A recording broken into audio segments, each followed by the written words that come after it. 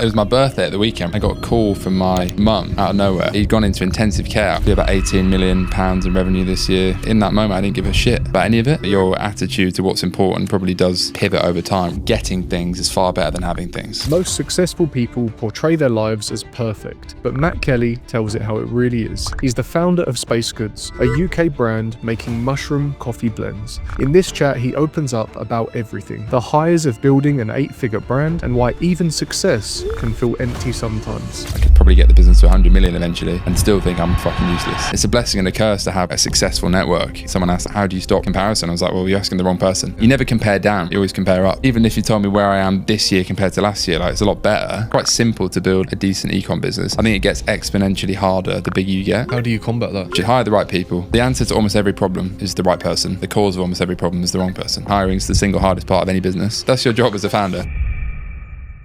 Welcome back to another episode of the Theo Clark podcast, where I interview e-commerce entrepreneurs. Today's podcast is sponsored by Commercial Fulfillment, your trusted fulfillment partner. And today I have the pleasure of speaking with Matt Kelly. Matt Kelly, how you doing, brother? Not bad. Made the bad mistake of wearing shorts, thinking they'd be out of shot, but they're in. It's Not pretty hot today.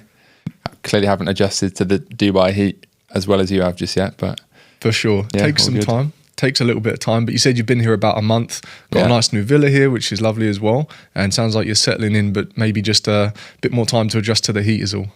yeah, I mean, someone said like, how's Dubai? And I was like, well, I just do the same shit I'd do anyway, really, which just feels like work and gym and go to sleep and do it again the next day. But yeah, it's nice having some sun outside. It's funny because people think that you moved to Dubai to enjoy this sort of luxury lifestyle, but Oh, it's all bollocks. it's Yeah. most people I know here are just locked in. Like even when I spoke to you earlier, you're like, I need to go to a meeting real quick. Meeting overran, just about got to the podcast on time. It's the same for everyone. Yeah. Yeah, I think Dubai has a bit of a strange reputation on like LinkedIn. I think a lot of people misunderstand the motivations of going there. I actually think, at least for me, I came here, I mean, we'll see how long I stay here, but I came here initially because I thought it was better for my productivity. It wasn't like, I think some people think you come here because you're a crypto bro and you're trying to like escape taxes and shit. And I'm sure that's an element of people's decision to come here from, say, London or Europe or wherever else you're from. But for me, it's like, yeah, nice weather, lots of entrepreneurs, lock in better than I can back home, to be honest. And, we're a remote first business, really. We do have an office and stuff, but for me, I needed a change of scene. Got a lot of founder mates out here.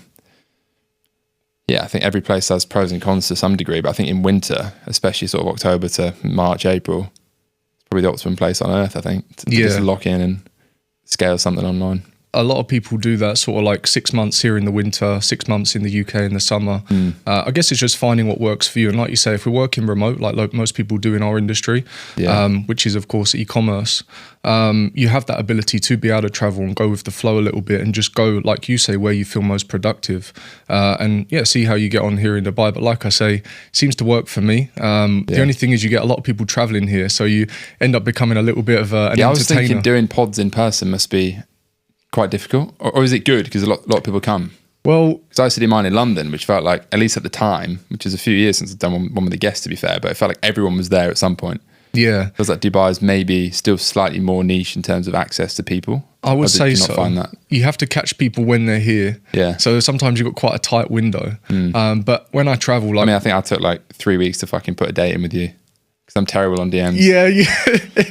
It took a little bit of back and forth, but we got there. Yeah. We got there in the end, which is the most important thing. And really looking forward to the conversation. I mean, like I said, I first came across you a couple of years ago from a podcast you did with Frankie Lee. So shout out to Frankie. And it was a good one at that. You went really raw into like the behind the scenes of, I guess, your journey and what you've been through. And I think ups and downs is the only way to really describe it. I guess we don't need to go too much into that because you have shared it before. But what that ultimately led to was you founding your primary focus now, which is Spacegoods, right? Yeah. Yeah, and then I've been doing this like 3 and a bit years now, which is crazy. It's kind of flown by. Ultimately, I guess we're best known for probably being the UK's biggest mushroom brand, now expanding outside of that. Vision to build ultimately like the leading functional beverage brand, specifically focused on largely functional coffee stuff, but we're doing a few other things as well. But yeah, it's kind of interesting how I got into that because, I honestly started because I started microdosing magic mushrooms initially because I was at a low point. I'm told not to say that story anymore by my investors, but It's the truth. And I'm just a big coffee drinker. And yeah, at the time there was no one really doing that in the UK market. Kind of wish I'd launched it in America in hindsight, but that's a whole other thing. Yeah. But yeah, that's my main thing now. Yeah, for sure. Well, I think a lot has happened in those 3.5 years. Like you said, it goes quick, as does everything. But I mean, what you've been able to achieve in that time is quite fantastic. And hopefully you realise that as well. Because I know sometimes when you're the one behind the brand or doing the building, you don't always see it for what it is. But I think pausing to reflect on like what you have been able to achieve is something that is definitely worthwhile as well. Yeah, I mean, I definitely really struggle with that. I've been pretty open about like, I think a lot of founders probably have some version of this, but you know, just being very self-deprecating, never thinking you've actually achieved anything. I'm not even trying to be humble. I just genuinely probably have like a self-confidence issue where I could probably get the business to 100 million eventually and still think I'm fucking useless. Yeah, I don't know. Like, I think a lot of people, maybe I'm just more honest than others, whereas everyone else thinks that and just doesn't say it because they've got a better, more polished personal brand than I do. But I mean, I've put too much stuff on the internet at this point, on Twitter and YouTube, to hide away from that. But yeah, my girlfriend always says I need to like change my paradigm, she says, and like retrain my mind to be, it's not that I'm negative, I'm just like very self-deprecating. So I just genuinely, my issue, to be honest, I was actually speaking to a mate about this the other day. I have so many legitimately successful friends, and I'm not just talking like gurus and like, you know, black hat dropshippers, which there's plenty of those and less of the like real people. But very true. Even one of my mates who lives near me now, obviously he's got a bigger villa than me. Fucking twat. No, I'm joking. But he does have a bigger villa than me, which maybe hurt my ego a bit.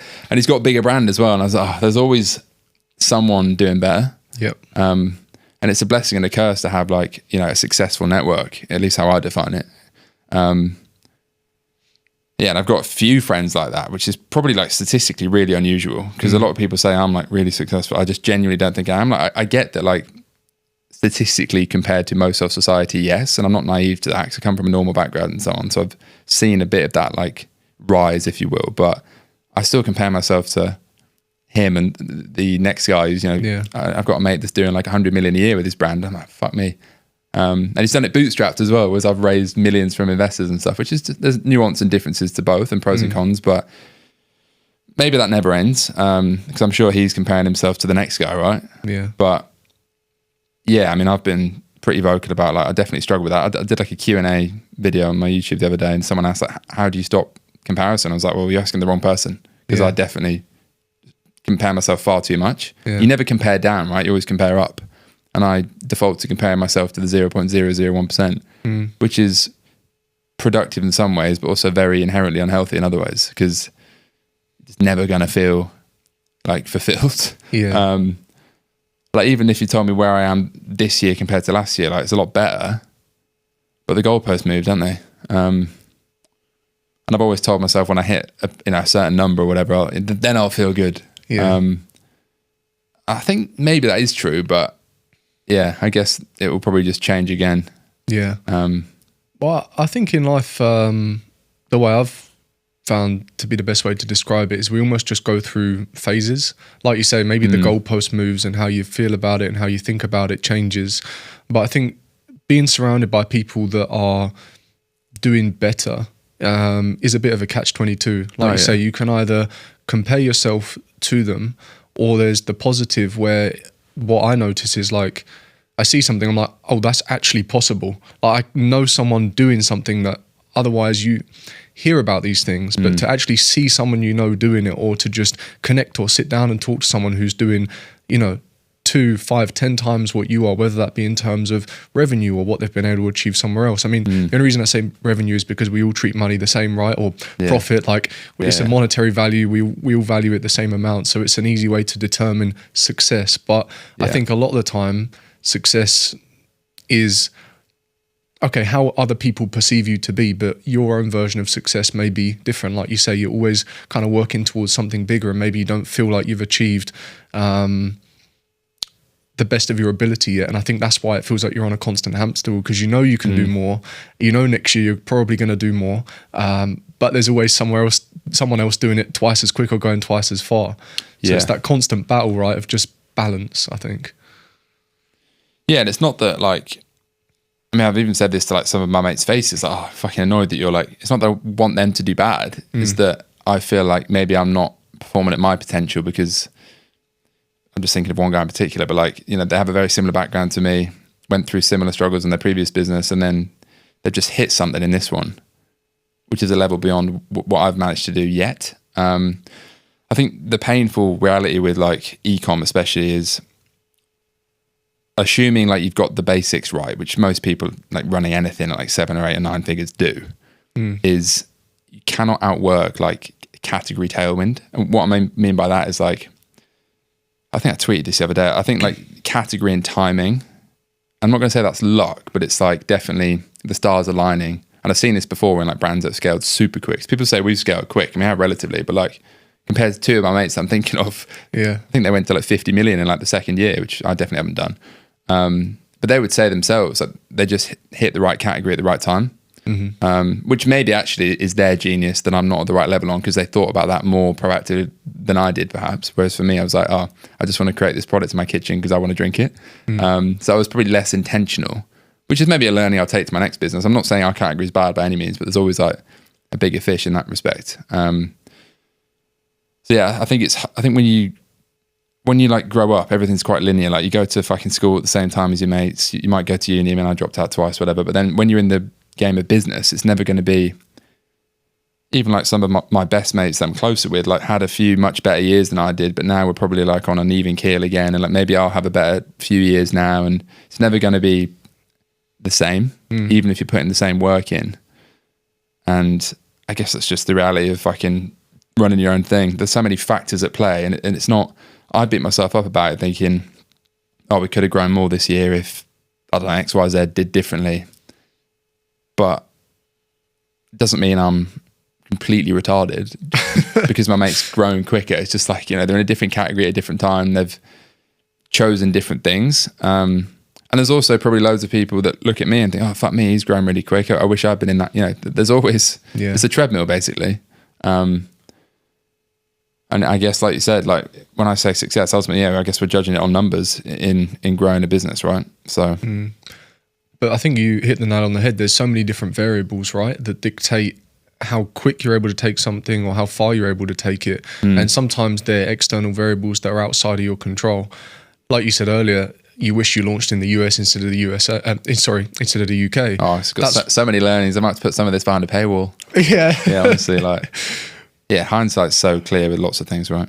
That's what I mean, but there's so many different nuances along the way. Like maybe someone else launched a competitor and at the same time they're like, well, we're going to launch in the US, and maybe that decision alone allowed them to do a lot more or grow a lot quicker. So I guess there's always that to take into consideration. But like you say, you already said maybe in your next business. So you already know there's going to be something coming in future, and then you can apply all of your learnings from this, maybe be a bit more aware of timing in the market, what's going on externally. Oh, geez, yeah, for sure. I've learned so much. I feel like I give really great advice on this stuff, but then, and in general, because I've learned so much over the past few years, and in this one in just 3 years. But then often you can't, it's harder to take your own advice, because when you're stuck in it, like, I also think it's really hard to like, it's not like I'm going to pivot and fucking start a cleaning brand now, because that's one of the categories I'm referring to right now. So like everything's kind of obvious in hindsight. Like, I don't know, maybe I should have launched in the US. Maybe we should have been more focused with product, because this year we've drifted a bit. But yeah, it's like at the time you did what you had, you know, you did your best with the information you had. And also for me, like the way I've always started brands in hindsight is I just started something like basically on a whim because I fucking wanted to do it. I was probably like always creative first. Like I wanted to start a cool brand. Like even when I had a jewelry brand before, the neon light brand, it was because I wanted something in my room. It was never, and yeah, obviously there was a bit of logic to it. Like I wasn't going to start something that had no margin, that would never work on Meta, for example. But it was never like clinically reverse engineered like I might do in the next one, which I'm sure will happen at some point in the next few years. Well, I would say that also is shown in the brand that you do run, like Spacegoods, by it being like creative led. Like it's very different to stuff that I've seen before, especially at the time when you launched it in the, I guess, would it still be classed as like a supplement? Yeah, I know it's like coffee. It is a supplement, yeah. It's kind of so like both. If I think of supplements, or at least especially 3 years ago or 3.5 years ago when you said you launched, you know, basic plastic bottle just with a label on it. There's nothing really that kind of made it stand out. But then I was getting bombarded with your ads all the time in the UK. And you know what? I actually I actually intended on trying it, but the thing that put me off, I think, at some point was I had to enter a subscription at the time or something. I don't know if there was an option at that time to buy it without. There was always an option to buy it without. It might have just not been marketed very clearly. I might be. I can't remember, but I remember being like, oh, I don't want to subscribe because I know I'm not going to end up unsubscribing. And now this seems to be quite a popular thing now, like subscriptions, supplements. Like people are definitely a massive boom the past few years. Yeah, really kind of waking up to it. But at the time, correct me if I'm wrong, but I don't remember seeing too much of it, like subscriptions, supplements. No, it was definitely, there was a more open market at the time for sure. So the timing was pretty good, especially on like mushrooms and stuff. But yeah. I think the one reflection I have now is I probably care too much about the brand being cool. I think, again, I tweeted about this. Whereas now it's like the thing I've realized to get to like the next level is a lot of these brands that go on to like mega scale and have mega exits and stuff, often they're just very commercial. And often I think your like founder ego clashes with like the reality of the market you're in. And I've seen this in other mates as well. Like, they've got a brand that they think it's a fashion brand, but actually it's just like a fucking functional product brand, and they should lean into that. But they want to like do the whole cool Instagram thing, working with the models and stuff. And actually what would make more money for them is just like being a bit more simple and focusing on like the function in the one brand I'm thinking of. To be fair, having said that, I think the fact that it was like design led and pink and purple and all this, it definitely helped. But probably over the past year, maybe I was just trying a bit too hard. Like we did too many new things. I think the brand, I probably shouldn't say this publicly, but I definitely think we're doing like a rebrand, which is launched in January, which I think looks way better. Attention e-commerce sellers, if high shipping costs, slow delivery times and customer complaints are eating into your margins, then you may already know that these things can freeze your payment processes and drive your cost per acquisition through the roof, limiting your growth. That's where today's sponsor, Commercive, can help. They streamline everything, from manufacturing to global fulfillment, with 5 to 10 day shipping to over 65 countries worldwide, same day processing, and even USA warehousing for brands that need it. There are no hidden fees, just fast, reliable logistics and a dedicated WhatsApp support team available to keep you updated in real time. Hundreds of sellers have already switched to Commercive, saving tens of thousands on COGS and shipping, and finally, scaling without the headaches. So if you're still relying on outdated agents and overpriced fulfillment partners, it's time to upgrade. Head to commercive.co or click the link in the video description to get your free quote and find out how much you could be saving. Yeah, I think it's like a natural tendency. You just sort of drift, and I'm a venture-backed business as well, which comes with pros and cons, and that's a whole other thing. We could speak about that for 5 years probably, but that definitely puts pressure on growth as well. And then you probably make decisions that you might not have made otherwise, and yeah, it's the whole thing. Do you think that's maybe why it's easier, like you said earlier, to advise other people, like, and give them solid advice? Because you said earlier, founder ego and, being venture backed. So it's not just you behind the brand. Like, there are a lot of other decision makers. There's other opinions now. And expectations. Which can be difficult, but often it's helpful as well. But yeah, that's a whole other thing. But I think that's why it's often easier to advise others, because you can advise them on the things that you would have done. You can advise from a clean slate, and then it's exactly like often my own advice I can't take as directly, because I might say stay bootstrapped as long as possible, but that's something I'm no longer doing. So it's harder to there is nuance to each individual situation. Yeah. And again, there's like pros and cons to different ways of doing things, but yeah. So you said you would maybe stay bootstrapped as long as possible. That's probably the approach that I would tend to take, but then I've never gone out and raised capital. So I guess, like you're saying, they are quite different in that sense. And how has that transition been for you? Actually, I think Spacegoods, you started, it was capital backed, right? Well, not really. It was like my mate put like 20 grand in or something because he wanted to help. But yeah, all my previous businesses were entirely bootstrapped. I think there's pros and cons to both. I also think like times are different these days. Certain categories are more venture suitable, I guess, in terms of like high growth, or like a clear path to exit, for example, with a strategic acquirer like a Nestle or Unilever, stuff like that. Stuff like jewelry, like I was doing before, doesn't really have that profile. Perhaps be careful what I say here, but yeah, I think there's a lot of bullshit that comes with being venture backed, but there's also a lot of positive stuff, and I've learned a fuckload about just like corporate finance and how all these things work. I think venture backed consumer brands have got it's a bit of a stigma because it got a bad rap from like 2021 where brands were raising at like tech valuations and never making any money and it never made sense. But there's examples of, you know, brands and founders that have made loads of money and built great businesses and been highly profitable and exited or not on both sides of the spectrum. Like you can do that bootstrapped or it can fail. You can do it venture backed or it can fail. I don't think it's binary of like, if you raise money, you're a fucking idiot, which I've seen as like a sentiment on like certain areas of Twitter. But I also think it generally comes from people that just don't actually know what they're talking about and miss the nuance of how every business is different.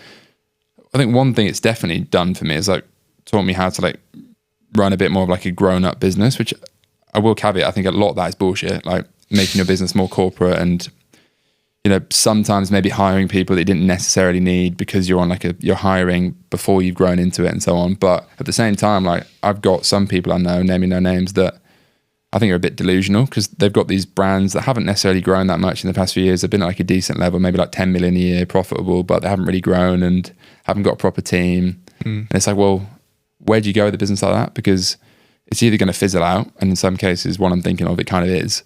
You probably can't sell it because it's not growing and you don't have a team. It's very founder reliant. But at the same time, when you become venture backed, you're basically like growing to your entire focus. Like obviously the first focus is build a great category leading brand that grows and makes loads of money. But in the back of your mind, it's always about an exit because that is ultimately what investors are looking for. Like is a transaction of some sort. And that in itself has pros and cons. But yeah, I mean, we could go deep into that, but it's probably a conversation for another time. But yeah, again, I just think pros and cons. Like, would I raise money again for a consumer brand? Yeah, probably would. I might just do it in a slightly different way. That's not to say the way I've done it, I regret. I still think it's net beneficial for me and this business at this time. But I've definitely learned a lot, made loads of mistakes, as you always do in any business, that are relevant to raising money, but also just in general. Yeah. I think that's probably the most important thing is the experience that you've gained as a result of doing that. Because like you say, there's going to be a lot of noise on platforms like Twitter where you have to question half the things people are saying on there half the time. I think Twitter is literally 98% bullshit. I don't use it anymore. Legitimately just lying. Yeah. It's just smoke and mirrors. Yeah. Yeah. Which can be quite painful for people that don't realise that because they end up comparing someone's bullshit rhetoric to their actual reality. And, you know, you see someone posting a screenshot, which A, might be edited, B, lacks like any context on what's going on behind there. Is it fucking, you know, black hat for a start, which often it is. Yeah. Yeah, I think social media and the whole like ecom scene has definitely like given a few people mental issues, probably myself included, because you compare comparing someone else's highlight reel, like I said, which lacks like actual reality behind it, to your daily struggles, which every founder has. Which is kind of why like my whole pod has always been like super fucking honest, probably like to a self-incriminating level in the sense that like I just probably look like a bit of a retard to a lot of people, but it's also just honest. Yeah. And I think more people probably relate to it and just don't admit it.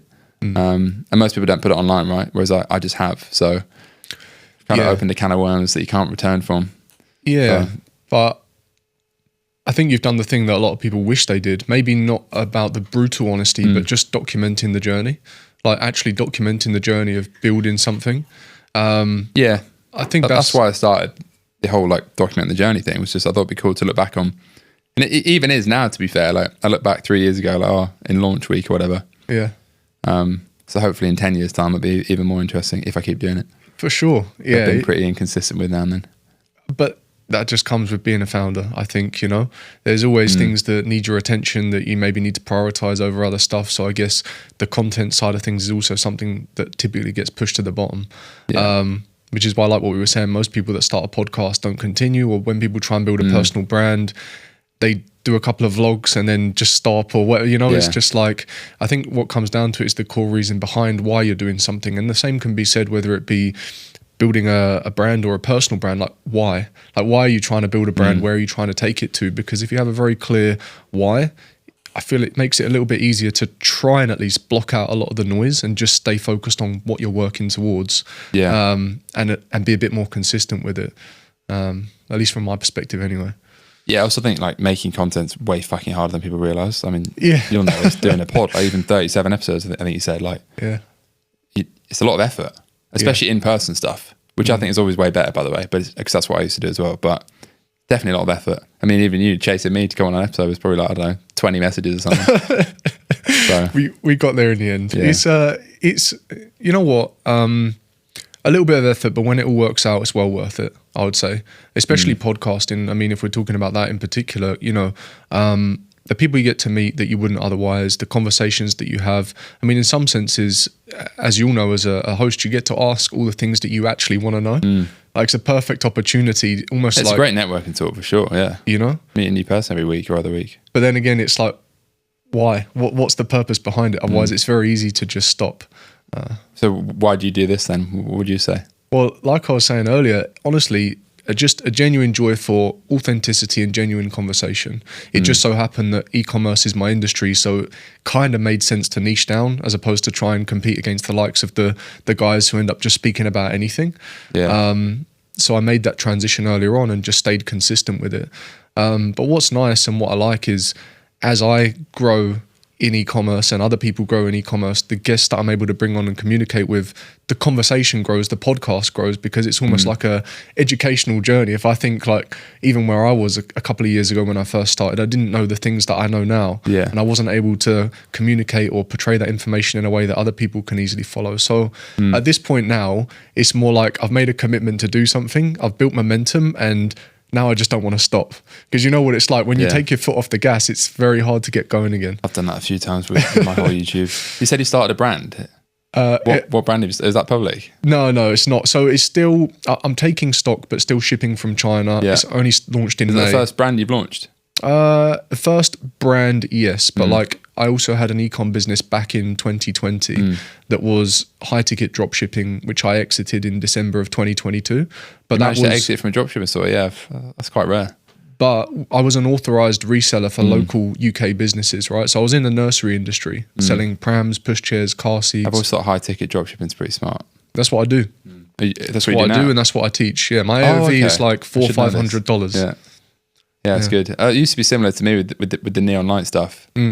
And then that came crashing down because the supply chain was horrible because it's all bespoke. But yeah, that's a whole other story. But yeah, high AOV definitely helps. For sure. Unless you're in subscription, which is, I think you basically need to be one of those these days. Either high ticket to some degree, maybe not 500, but at least like 150 plus, or subscription with decent retention. Yeah. Otherwise, I think it's hard to scale.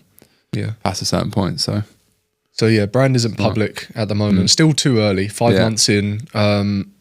You're not doing what I did, which is reveal everything from day one, and then you attract a load of fucking competitors.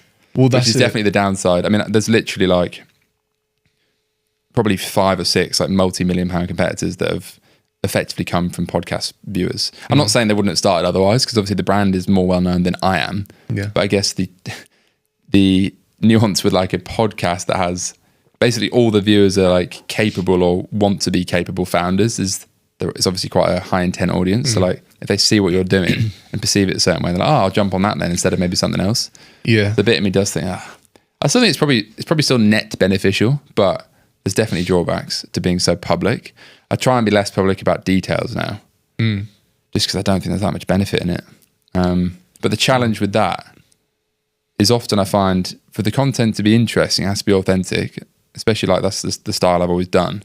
But if I can't really talk about the details, then it feels like it's just like high level fluff. Yeah. And even now, like a lot of the challenges I have are with like building a team and so on. But I know that a lot of my team, well, not a lot, but a few of them watch the podcast. So I don't want to speak about stuff out of context, which maybe gets perceived the wrong way. So then you're in this weird, like, well, I want to keep making content to give like behind the scenes and document. But now there's more people that are interested in the business and are affected by what I say. It's a bit like, need to be a bit careful with that. Yeah. And like I have a reputation for being pretty fucking open and probably swearing too much and saying the wrong thing at times. So now it's like I probably need to be a bit more media trained.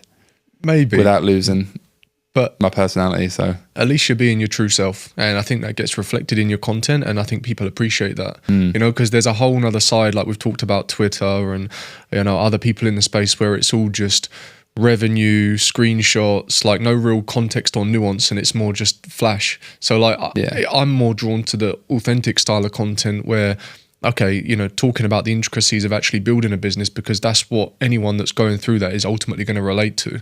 I think when you're talking about revenue or flashing a car, the level of intent behind the audience that you're attracting is so top of funnel, and it's people that don't even really know what e-commerce is. So in some senses, I mean, it depends on what you're trying to do. It almost just feels like a pointless audience anyway, unless you're trying to go like really top of funnel and sell some kind of info. But most people doing that are, to be fair, and there's a lot of money in that in the short term, right? I just never went down that route.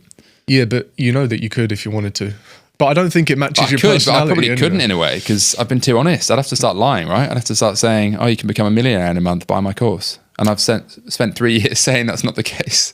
So I don't think so. Yeah. I think there's always an audience that will appeal to the truth that you portray. Yeah. And I think I just don't have time for that, really, to like properly do it. At least not now. Maybe one day when I've scaled and exited the business, I'll just launch like a massively high ticket course and go all in. Wait until your mate buys a bigger villa, then you'll launch it. Yeah, exactly. I go film it at his house. Yeah.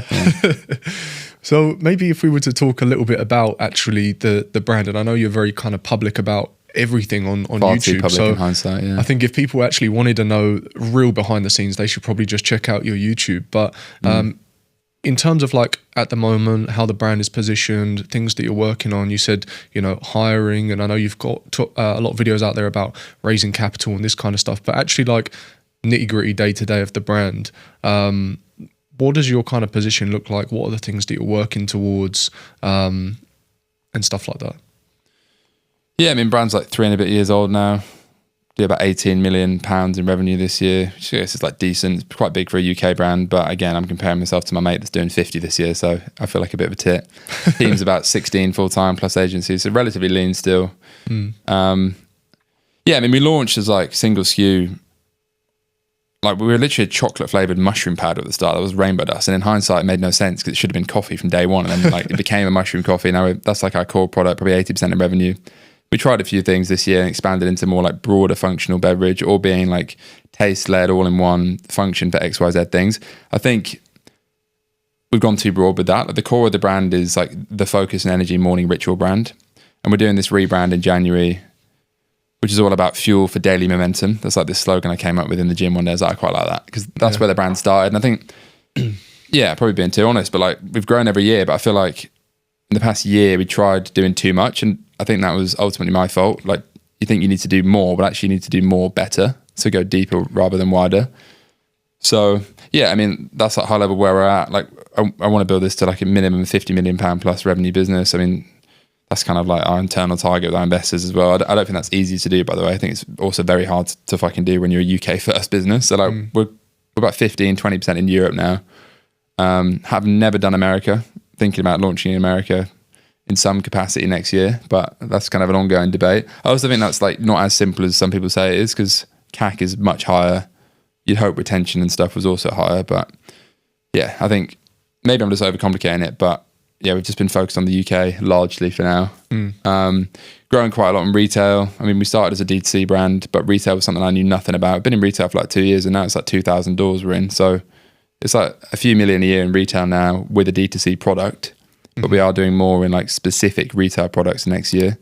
And we've launched a few of them, like the 7-day box this year. I'm just learning a lot, really. I mean, like, people often ask me, like, what do I work on? I mean, I actually don't fucking know. It's a lot of different stuff, right? Because like at the start you do everything, then you do some stuff, then you do less stuff. But now the business and team's at that point where like I don't really have to do anything in a way, like executionally. Obviously I'm still working, but it's more like, I mean, I try and focus on product and brand, but I haven't focused enough on that in the past year because I was just so busy like dealing with like the general bullshit of building a business. I also think that's where having a co-founder sometimes would be nice. Although we do now have an MD in the business who's kind of like a late co-founder in a way. He's more like operational, runs the business day to day. I'm trying to focus on like where we go next, like hiring, etc., etc. I do often wonder like where the fuck does my time go, to be honest, because I feel busier now than I used to be, and we've got plenty of team members now that do a lot of the doing. But yeah, right now, really focused on trying to actually like reflect on what we've done wrong this year, which is quite a lot of things, to be honest, and like refocus for next year and just actually just simplify it all down. So I'm a bit clearer on where we want to go next. I think the mistake I made, to be honest, is I probably like stepped back a bit too soon from certain things, thinking, oh, we've hired a team, I'll just like not be involved anymore. not to say the team aren't good or capable, because they all are, don't get me wrong, but it's more like ultimately they still want my direction, and it does need to come from me, because I wouldn't say it's a founder-led brand like marketing-wise, but it is a founder-led brand in the sense that I fucking started it and it was my vision. And yeah, just learned a lot this year. I think people often say like when you go past 10 million in revenue, like 10 to 30 is kind of like the valley of death for a lot of brands. And I've heard that from, and often what I'm saying, by the way, and I always say this on the YouTube, is like, I'm just synthesizing information I've got from much more intelligent people that have actually gone on to build 50 plus £1 million brands and sold them and so on. So it's not just my opinion, it's things I've learned from them. But like 10 to 30 is this weird stage where it's too big to like run it all yourself, but it's also not quite big enough to like not be involved as a founder. And then hiring becomes more important. But I also think hiring is the single hardest part of any business, or just like people in general, which, you know, hiring, properly delegating, managing people, getting rid of the wrong people. It's a whole fucking thing, which I wasn't that experienced with before, to be honest, having only ever dealt with like agencies and freelancers in previous businesses. It's a whole different thing having like employees that are actually like competent and more expensive and, you know, have opinions on things, which is also good, but then sometimes it can clash with where you want to go. And yeah, and I think that's why being a solo founder is sometimes harder, because I'm not saying it's not the team versus me, but like often there's more people in the team than there is founders, right? And at least if you had like 2 or 3 founders, like a lot of brands do, it's kind of more of a group decision. Whereas often I'm like, oh, I want to do this, but maybe it's not clear to everyone else. And yeah, I think it's definitely like quite a hard stage. Yeah. You said that you were kind of spending some time reflecting on the things that you felt you'd done wrong this year. Are there any specific things that come to mind? I'm going to drop far too much game. I mean, I think main thing is just probably drifting the focus and not being focused enough. You need more of your mushroom complex. Yeah, the irony is, yeah, like we should have just gone deeper Rainbow on the dust. core. Whereas instead of improving like the core stuff, I think going into multiple pillars of products was probably a mistake, because the whole brand then gets a bit diluted.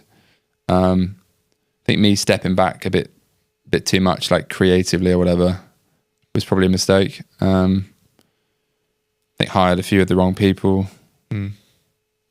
most of which are no longer in the business, but some probably still are, and they probably know that themselves. So we're either going to fix that or we're going to change that. Yeah, I think a lot of things, like it's quite painful being a founder sometimes, because I'm always kicking myself like, oh fuck. I mean, we've still doubled from like last year pretty much, but I think we could have done more, if I'm honest. But do you think that's maybe just where a lot of your time and energy goes, is just thinking? Because like you say, you're not sure where your time I'm and just a energy chronic was overthinker, to be honest. Like, I speak to ChatGPT more than my girlfriend about this sort of stuff. A simple way to look at it is like, people that have built much bigger businesses than me say, like, really as a founder, you should do 3 things. You should be clear on like the vision and give it to the team, whereas I definitely haven't nailed that this year. So now I'm trying to reset. You should hire the right people, and you should make sure you don't run out of money. That's basically it. That's literally it. That's your job as a founder. Obviously, like slightly more nuanced. Like I'm still involved in like product and growth, but high level, if you can do those 3 things and keep growing, then your job is basically done. They're all like simple things, but they're all quite hard things to get right. And I would say some people are really clear on their vision. Like they know what, 1, 3, 5 years, how everything's going to be. But me personally, and I don't know if you're the same, but what I'm working towards and my vision, it kind of changes sometimes. And I think it changes based on like also just the reality of like the business performance, right? Yeah. And like what the market's doing. So like what you thought was, I don't know, maybe I thought we could be a single SKU business forever, like when we launched 3 years ago, like Athletic Green Star, but then I realized we needed more flavors. Then I thought actually we need more formats. Then I thought, oh, maybe we should try an entirely new product that feels like it's similar, like with the nighttime product, which was the second product we did. Yeah, I think it's just fucking dynamic process, really. Definitely. But yeah, like if anything, I've definitely learned a shitload, probably far too much of which I give away on YouTube. It's like, well, no one has to go through all the pain and suffering I've been through to learn that stuff. But yeah, I think it's just, building a consumer brand is hard. It's also not as easy as it used to be, just objectively. There's a lot of brands struggling because ads are more expensive. Global economy is kind of fucked, especially in the UK. So how do you combat that? I guess just be better at what you do, right? Fundamentally. But there's always going to be a winner in any like market or category, even if it's like a small category. Like I think it's quite simple to build like a decent ecom business, I think it gets exponentially harder the bigger you get, which I think is a detail a lot of people miss. Because I even saw someone on Twitter, I'm paraphrasing, but said something along the lines, our brand's growing to 2 million this year. It's going to be super easy just to get it to 50 million. It's like, well, if it was that easy, everyone would be running 50 million pound a year brands, right? Yeah. But I think it gets exponentially harder because your CAC goes up, basically. That's like the one thing that's true, like death, taxes. Well, I guess not necessarily if you live in Dubai, but generally the saying is like death and taxes are the two things you can't escape. The other thing is CAC going up or ads getting more expensive. So that makes it harder to keep scaling. Also, like everything just gets exponentially more complicated at scale because like we used to make, 5,000 units in a production run. Now we make 200,000. And wow. That's like probably the biggest one we've done recently. But like making 200,000 units, there's a lot more that a lot of factories can't do that for a start. So like that's more complicated. It takes longer to do, more can go wrong. If something goes wrong, it affects more things. So like the risk of things, the cost of things going wrong is much higher.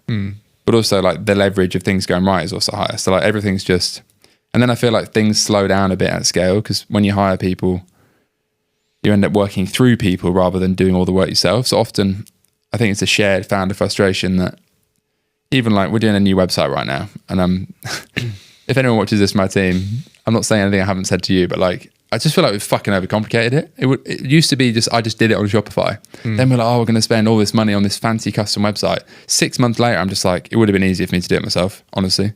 Yeah. And now I'm like, have we just like spent all this time and money on something that didn't make sense because we thought that's what we had to do being a bigger business? And potentially, yeah. I also think when you've got more money in the bank, it's very easy just to, not necessarily saying we've wasted lots of it, but like it's easier to do things that you wouldn't otherwise do when you're being super frugal, when there's less cash, basically. So yeah, like I've definitely like made some mistakes in that respect as well. Well, I think it's just the impact of the mistakes becomes bigger, or not even just always the mistakes, but I mean the impact of the decisions, right? Knowing how much stock to purchase, knowing whether or not to build a custom website. They're all not necessarily unknowns because obviously you've been working up to that stock quantity. That's just an example. Or building a custom website. Like you say, it's like, because we've got the cash, should we do it? And I guess all these decisions as a founder, if you're responsible still for a lot of the decision making, or maybe some of the investors are on the board and something, maybe it's a calculated decision among many people. But this is probably why you're overthinking to a degree, is because you're aware of the impact of the decisions, and there's a lot of weight on your shoulders as a founder or as a decision maker that you need to make the right decision. And it's not just you that's going to be impacted, it's the brand, it's the people that are working for you, it's the investors. So I would imagine a lot of your time is probably just trying to make the right decision, know? And even when we're talking about things like hiring, you don't often know if you've made the right decision until after you've hired them. And that's frustrating as well because, someone can talk a good talk on an interview and maybe have a good... There's literally an example of this going on right now with someone we hired that, I don't think it's the right person, basically. Yeah. That stuff's pretty painful because it's expensive time, money, and opportunity costs of not having the right person. And the thing I've realised as well, the answer to almost every problem is the right person, and the cause of almost every problem is the wrong person. Or a subpar person. And that's why I say like people's the hardest part, because it's often easy to, I kind of default forgetting like a fucking strop about something. I'm like, I just fucking do it myself, but I can't do it myself if I want to build £100 million revenue business, right? Like Ben Francis isn't fucking answering support tickets. I mean, that's an extreme example, but he's not running an ad account in Gymshark, for example. I'm sure he was at the start, but not anymore, right? Not for a long time. So yeah, I do find the whole people thing hard. Jesus Christ, I've learned a lot about that as well. And there's so many different ways to do it. Like, do you hire a fully remote team? Do you hire like a team? Like we've got an office in London, which sometimes I debate, like, was that the right approach?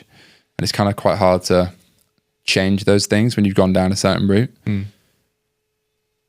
But because I'd never done that before, I don't think that's a bad thing to have done, by the way, but like, I guess I don't live there right now. So it's kind of arguably like, is it worth the extra cost? Potentially not in certain ways. But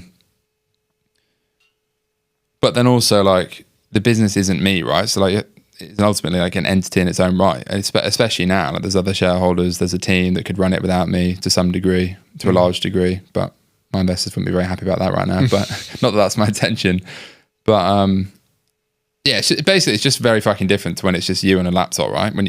As it always is at the start. And there's pros and cons to both. I mean, I definitely don't want to be just me on a laptop forever, and probably not ever again, in fact, because like that early like trenches phase, even though I still feel like I'm in the trenches, it's slightly different. But at the start when you've got less money and just more pressure and no team, it's like better in some ways because everything's quicker. It feels like it's quicker, but it's also fucking harder because you're literally doing everything. Yeah. Whereas now, I still feel like I'm involved in a lot of stuff, but obviously I don't have to physically do everything. Like I don't deal with supply chain at all, for example, finance, not really, customer service, not really. Like try and just do the stuff I want to do. There's always like bullshit I have to get involved in, as any founder does, but yeah.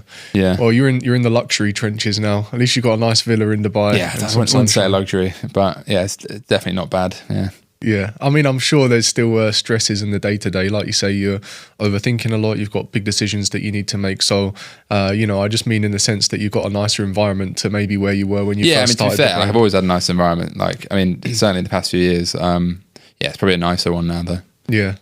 Nice. So you mentioned that you were kind of reflecting on some things that, things that you felt were mistakes and things that you do differently, which you kind of clarified. You also mentioned that you want to keep growing the brand. You've done 18 million. Did you say you're projected to do 18 million this year, or that's what you've done so far this year? We'll do that for the whole year. I mean, there's 2 months left, right? So it's pretty accurate now. Amazing. Well, I just want to say, I should probably lie and just say we've done 50 because that's what most people would do on Twitter, but I'm just telling the truth. Yeah, it'd be about 18 million. Wow. Which is like decent. But I mean, there's also brands I know that, there's a fucking 22-year-old founder that hasn't raised any money that's probably doing similar numbers. So it's all relative. But I guess it's better than where it started, right? At zero. Sure. So. Yeah, I want to at least take a moment and say congrats. I mean, I think that's a fantastic achievement. Like you say, and primarily UK market as well. You mentioned about maybe testing some things in the US. And you know what? It's funny, on the way here, I was on Noon real quick and I saw your product in Dubai on Noon. On Noon? Yeah. I didn't know we were on Noon. Rainbow dust. Is it someone reselling it? I don't know. I'm not sure. It's the same with After. I'm not sure. Is Noon like Amazon here? Similar? Kind of. I know Amazon's here as well, but yeah. Yeah. Not really been on Noon. But I was quite surprised to see that. I didn't know that. We're definitely not listed there as far as I know. But we'll have a look. Yeah. You mentioned about maybe considering taking on the US market, like you said, isn't as easy as some people might make out, or maybe you're overcomplicating it, whatever. I guess the time will tell. But what do you think will be the next steps then in terms of growth to go from 18 million this year to then, the next target next year, whatever that is? Yeah, I think it's basically two things. I think it's nailing retail, and that's way harder than D2C, but also has a higher moat, and I think it's more valuable revenue in many ways. Like, you don't see many CPG brands that get an exit that aren't at least in retail to a pretty big extent. I think it's hard to sell like a D2C only brand. But that's me thinking like venture-backed founder mindset. It's all about fucking getting an exit at some point, which again, has pros and cons. And the other thing is just cracking another market. Whether that's, the Dutch market, for example, is probably not because it's quite a small market, or America, or actually just going deeper on. I think you can get to 50 million in the UK, to be honest, if you nail retail. But I think it's probably quite hard. There's not many brands, even like brands that people consider big in the UK, that have done that, especially in like a very tight vertical like this. There's a lot more brands in, say, fashion that have done that. Or like, My Protein's like 500 million or something, but it's, 5,000 SKUs. So yeah, I think it's those two things mainly. It's also simple. It's just like quite hard to do, right? Yeah. Like really business is simple, but everything that sounds like, for example, we're talking earlier on this call before this with, we're launching a can in January, right? So and we're like, we just need to get that can to 10 million a year, and that'd be a nice new revenue channel in the UK. I was like, well, yeah, it's simple. We know what to do. Yeah. Or rather, we know the goal, but doing that is obviously a lot harder than it sounds. Because if it was that easy, everyone would do it. Especially in cans. I mean, there's fuck all margin in cans, for example. So that's the whole new a new business model basically within the business, for example. And again, it's not as simple as just spend 3 times more on Meta. I mean, again, if it was that simple, everyone would do it, right? Yeah. But like I said, ad costs go up, your retention needs to match that, and retention is hard to move. Basically, almost everything I think is harder than it sounds on the face of it, especially past a certain point, because there's a lot of brands, at least in my experience, that, get to say 10 million, and probably not even that if they're in the UK. There's not many that get to say 50, especially in the UK and Europe. I keep saying that because I feel like 10 in the UK is like 50 in America. It's almost that big of a difference. I've even got a mate that is far more successful than me in every possible way. But he said, I think they were doing 7 million a month at one point. They're doing more than that now, and it was like a year old. And he said 1 million a month in the UK, which is what we were doing at the time, is like more impressive in his opinion. I was like, hold on, okay, we're just obviously in a different world then, because yeah. So there's obviously nuance to like scale in different countries and stuff, but. One of the biggest revenue shifts I had in e-commerce was when I realized that not everything needs to be constantly tested, tweaked, and optimized, although I know it's tempting. But some things like OmniSend email and SMS automation, you build once and they just keep converting in the background. And you only really need 3 automated flows to start seeing results: a welcome series, cart abandonment, and browse abandonment. That's it. You set them up once, personalize them to your customer, and they'll just keep converting visitors into sales. Even though automated emails make up just 2% of total email marketing sends, they actually drive 37% of total email revenue. And 1 in 3 people who click an automated email actually go on to buy. On average, OmniSend users see $68 back for every dollar spent. And when your back end is dialed in like that, your ads become way more profitable. It plugs straight into Shopify, takes minutes to set up, and comes complete with award-winning 24/7 customer support, as well as free migration for those that need it. Just hit the link in the video description and start turning your traffic into real profit with OmniSend. And if you're ready to get started, you can use discount code Theo30 to get 30% off for your first 3 months. I want to at least just take a moment to praise you for what you've done, because I think in many ways, like you say, the language you use even in instances is quite self-deprecating, you know, like I know he's better than me in every single way. Like, yeah, I do have a habit of that, to be fair. I think it's probably like deep-seated trauma from my last business failing / like how I grew up. I don't know. Probably need to work on that. Go and do loads of psychedelics one day in like a Mongolian mountain somewhere. But yeah. Well, I think it is definitely, at least you're aware of it. I'd rather think I was shit and actually be quite good than the other way around, though. Yeah. And I think a lot of people are the other way around. Yeah. They talk online like they're the fucking dog's bollocks, and they don't think that, or they actually genuinely think that because they're delusional. But actually, they're just like running a grey hat dropshipping store that if they paid their VAT bill, they'd go bankrupt. You know what I mean? There's a lot of those, naming no names, but there's a lot of those, and it's the majority of Twitter. Yeah. At least like the toxic money Twitter circles. Yeah. Yeah, but at the same time, I probably do need to find a bit more self-love somewhere. I don't know. I think so. I think you've achieved something that most people dream of. Like you said, you can walk around in most cities, in most countries, and someone recognises you. Well, I don't know. I mean, I was paraphrasing there, but what I meant by that was like every time I go to Bali, every time I come to Dubai, every time I go to like anywhere like Barcelona, there's someone that comes up to me and says, "Oh, I watch your pod," and I'm always like amazed by that. Given I've got fucking 11,000 subscribers or whatever it is, it's a very, very small audience, but it's quite a passionate audience. Well, let's say most major cities then. Well, maybe. Well, maybe. Hey, I knew who you were from the Frankie Lee podcast. And yeah, I mean, the brand is definitely well known in the UK. I'll say that for sure. But again, the UK is quite small. Yeah. Even still, I feel like you're trying to find a way not to take the compliment. But what I'm trying to say I just hate, like, I don't know, I've just always never been that guy to like talk myself up. I think like I probably should to some extent now, to be honest.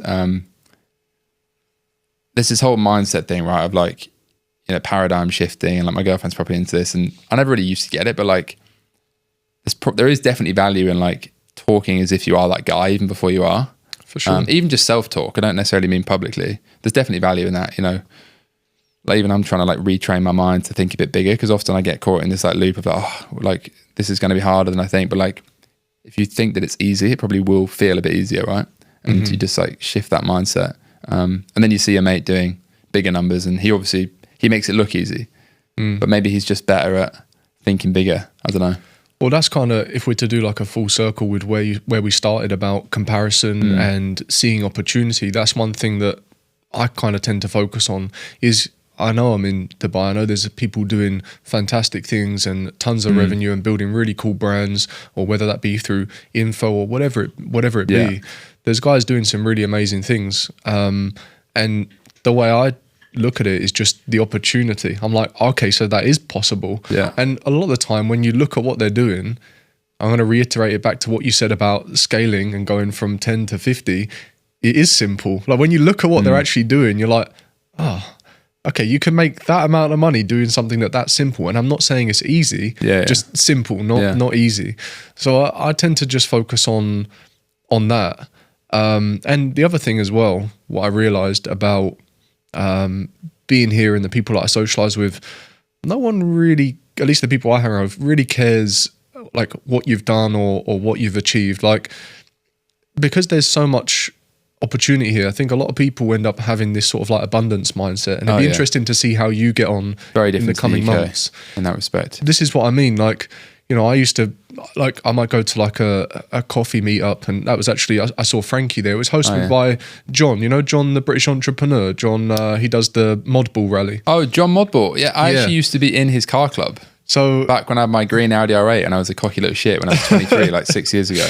I've not spoken to him since then. Yeah, I think he's out here. Yeah, he's here. I've seen him on Twitter. He doesn't follow me back. Oh. I feel like he unfollowed me on Instagram. Oh, really? I'm not sure, but maybe, you know, a year ago or so, he hosted just a coffee meetup. It wasn't Frankie a car was thing?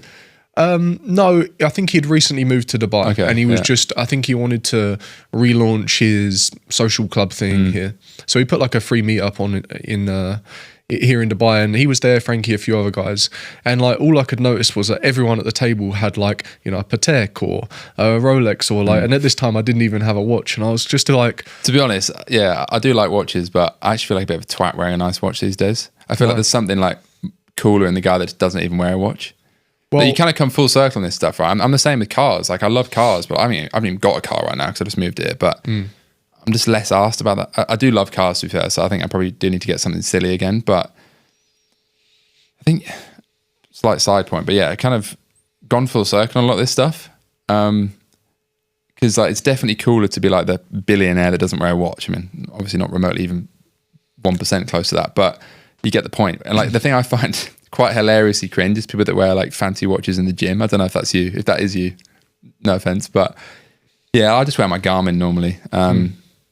Yeah, but yeah, I mean, yeah, that's not to say, I don't know where I was going with that, but just a side point on watches, because I actually hate being that guy, but sometimes I like wearing a nice watch. Yeah, I mean, the point I was trying to make was when I was sat there, you know, my mindset a year ago was just like, oh man, like, you know, every single person at this table has a really nice watch. I still haven't even got a watch yet, and like, but what I would find strange is that when I would sit down and talk to all these people, I would think, I'm just like him, and I'm just like him, and I was able to communicate on a level, but just I wasn't being rewarded financially in the way that they were, and that also confused me, because I was like, they obviously just know something that I don't. They've put their energy into a vertical that has taken them to a point in which they're able to earn the money. So I think it can always be related back to how you look at it, whether you see the opportunity and kind of analyze what they've been able to do, and if you can at least understand that, like your friend, you know, I don't know if you are on the same level or wavelength, like,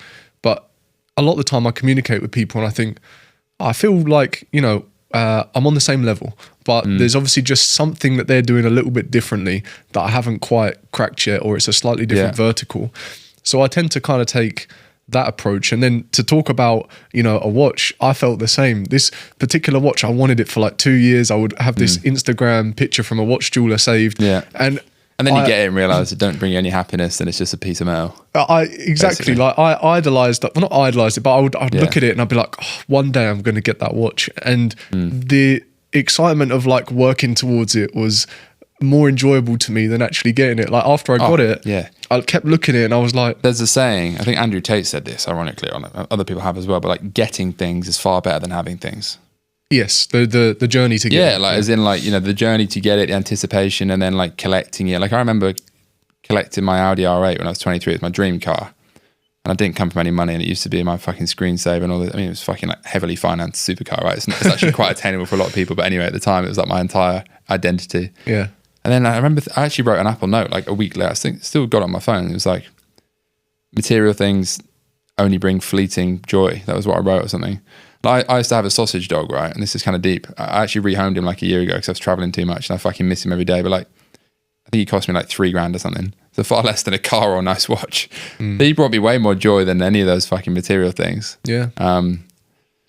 Yeah, and now I'm like, fuck, should I have rehomed him? That was kind of deep. But yeah, I mean, he's still alive, but it's just not my dog anymore. And yeah, I just think, don't get me wrong, like, I fucking love like nice shit. Like I want a really massive house and, you know, 5 cars in the garage and all this, but it is fleeting. Yeah. It's not as important as other stuff. I think it's still sick to have, and don't get me wrong, I like nice shit, but Yeah, it won't bring you like fulfillment past a certain point. It ticks a box, and then it's like, well, yeah, it's just an object. I agree. As I start to get, a year older each year and reflect on things, or when you obtain the things that you wanted so bad and then you get it and it's just a material object, you realize that no, actually the things that are the most important to me are just the conversations, the friends, the family members, because the material stuff, it doesn't really mean anything. But what is nice is to be able to get the material thing and allow others to enjoy it with you and experience that with you, or to fly your family out and allow them to stay in your villa with you. Like, I think that's not necessarily just as a man, but as an individual, what puts the biggest smile on your face to allow others to experience the things that you've been able to achieve brings far more joy than sitting in a car on your own or in a big villa on your own, Yeah. And I think that's the thing that I realize and often remind myself as I get older. It's great to work hard. It's great to work towards all these things and to, be the best version of yourself and achieve the things that you want to achieve, but also just reflecting on what really matters and make sure you don't drift too far away from that and get caught up in the endless cycle. Yeah, I mean, I probably might get emotional talking about this. It was my birthday at the weekend, right? And I got a call from my mum out of nowhere, and like, just I could sense something was wrong because like she would have called me that morning, but she didn't. And then it was at the end of the day, and then I'd go and find my friends. My dad's in hospital. I'm like, oh fuck, what's happening here? Like, instantly my heart sank. I just thought, is he fucking dead? Thankfully, he's not dead, but he'd gone into intensive care. I won't get into it, but I remember just in the moment thinking, fuck, all the shit I was stressing about this week about business, like in that moment, I didn't give a shit about any of it. And then you think, oh geez, imagine if he'd actually died. Like that would have, it didn't die, thank God. But in that moment, it just like gave me perspective. And obviously like I had that perspective to a degree, but like I'm probably guilty of getting too caught up in the, I probably don't speak to my parents as much as I should. Like my brother, who's completely different to me, twin brother, we don't look alike. Like he chose a very different life path. I guess more conventional. He sees them like every fucking day, right? Lives near them and stuff. I'm probably every, 2 or 3 times a year. You get so caught up chasing like business stuff, and it's like, oh geez, what if he'd actually died? Like suddenly I would have stopped caring about growing the business, and I'd have been like, fuck, should have spent more time with him or something. That's not to say you shouldn't have goals, but it's like, yeah, I guess certain things like your attitude to what's important probably does pivot over time, right? With age, generally, with like life experience. Definitely. Definitely. So yeah, glad he didn't die, but like it was almost like the perspective I needed, and it was kind of ruined my birthday, right? But yeah. Well, I'm sorry to hear that, but I'm glad he's okay. But yeah, anything can change at any time. And I think that's another sobering thought as you get older. You realise you're not like this invincible 18-year-old that's going to live forever. I think about this so much. Like, yeah, I think maybe, I don't know, probably like a lot of founders are similar. They probably have quite active minds and probably relatively high IQ. So that you go into this, like, it makes life harder, I think, when you think about things a lot. I just deep like time so much. I'm like, fuck, like, I remember being like 21, like it was yesterday, and that was like 8 years ago now. Yeah. It's when you're talking about like, oh yeah, I've known this guy for 10 years. I'm like, hang on, for 10 years? Have I known him for 10 years? And it sounds like such a big number. Time goes quicker as you get older, for sure, because there's some science to this, because it's like as a relative percentage of your life, that year is a lot less. Yeah. When you're 5, it's like 20% of your life. When you're fucking 30, it's like 3% of your life, right? Yeah. So, yeah. No, I heard a similar thing, and it makes sense. I think it's pretty much almost been an hour, and it's been a really enjoyable conversation from my side. I guess maybe we could just finish on some final thoughts, or maybe things that you think people would find value just based on your journey and your experience. I know that's quite a broad thing to say, but it doesn't have to be business related specifically, but just things that you've learned maybe about realizing about time and balance and this kind of stuff, Yeah, probably a few things. I think the first thing is I cared far too much what other people thought until I was probably like 26, which is when I started the pod, or 25, whatever. That's probably like a lot of people. Like, I used to make YouTube videos when I was 17, right? And I deleted the channel because someone at fucking school said it was gay. And I just wish I hadn't, because I enjoyed that. Even like my parents probably like, oh, why are you doing YouTube and all this?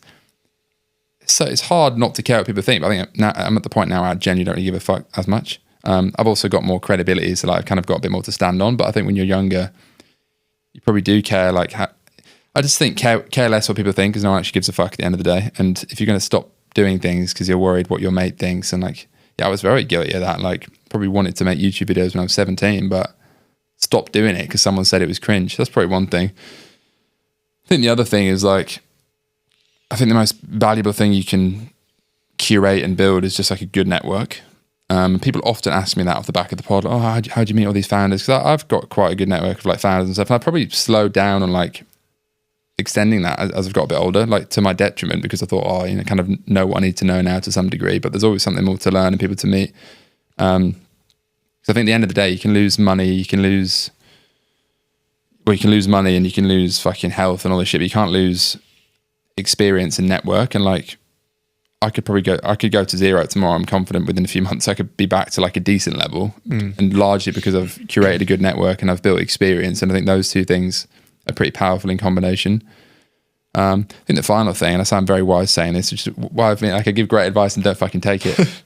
I think like you have to just fucking back your own opinion on things as a founder. Like the mistake I've made probably in the last year I've reflected on is kind of started to think that everyone else knew better. Probably largely because I raised money from investors that, you know, are experienced and all this stuff. But at the end of the day, like especially when I'm talking about building a brand and stuff, it's your brand. You fucking started it. I'm not saying like don't take into a consideration other people's opinion, but if you're bullish on something and they don't agree, you should fucking do it anyway. I also think that's the most authentic way to run a business. And at the end of the day, also like you'll attract people that align with you, and it's probably good to piss off people that don't align with you. I think another mistake I've made, like similar to that, is not being clear, like on my like ways of working and cultural expectations. Like for me personally, like I'm not a 9-to-5er. I don't think you can build a startup with a 9-to-5 mindset.